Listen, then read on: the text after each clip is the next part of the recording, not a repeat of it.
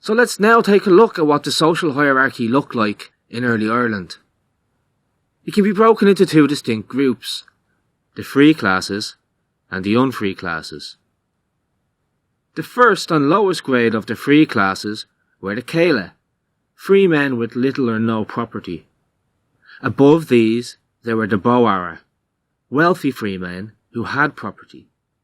Next we have the Flaith, or noble grades, before reaching the Rí, the king or chieftain at the top of every Tuath, and then moving on up into the higher grades of kings, where we continue from the Rí-Tuath to the king of a big Tuath, on up to the kings of the 5 provinces and ultimately the Ard Rí na hÉireann.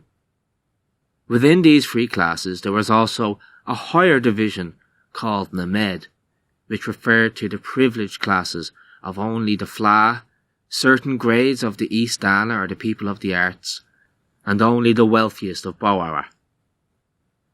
Of the unfree classes, we have the Bothach and the Senchléithe, who are like peasant farmers or menial agricultural labourers, and at the bottom of the pyramid we have the Fuidhirs, the dependent slaves. To give you an idea of how all this fit together, early Ireland was a renter economy, where people of greater wealth loaned goods to people of lesser wealth. This created subjects and helped establish a person's status, especially in the grades of the Flaith and the Rí. Status wasn't necessarily defined by how much one owned, but rather how much one could afford to give, the stock, the land, and the cattle he could afford to loan to others, because these others would then become subservient to him.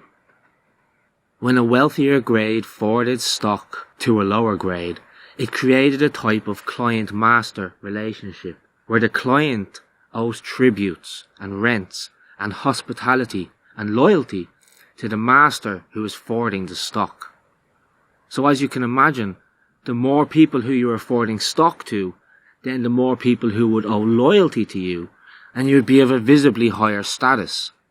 So to sum it up, status was determined by one's visible and actual position in life, the property that one owned, the lineage they came from, the status of their father and grandfather, and their own personality, their skills and their merits were considered. And for this reason, some people were freer than others, and some people were not free at all.